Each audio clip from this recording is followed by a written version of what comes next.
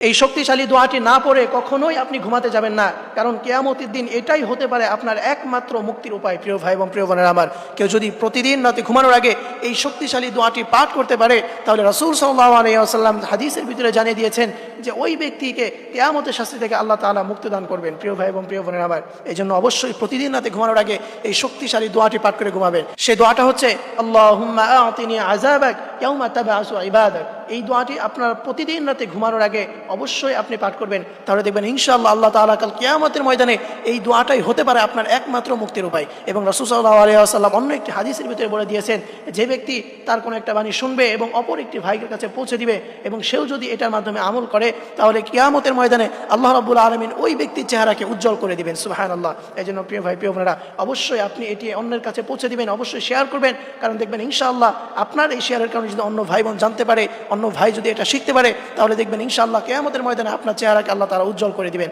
আল্লাহ আমাদের সকলকে প্রতিদিন রাতে ঘুমানোর আগে এই শক্তিশালী দোয়াটি পাঠ করে ঘুমানোর তৌফিক দান করুক এবং আমাদের সকলকে কাল কিয়ামতের ময়দানের কঠিন আযাব থেকে আমাদেরকে হেফাজত করুক। সকলেই পড়ি আমিন।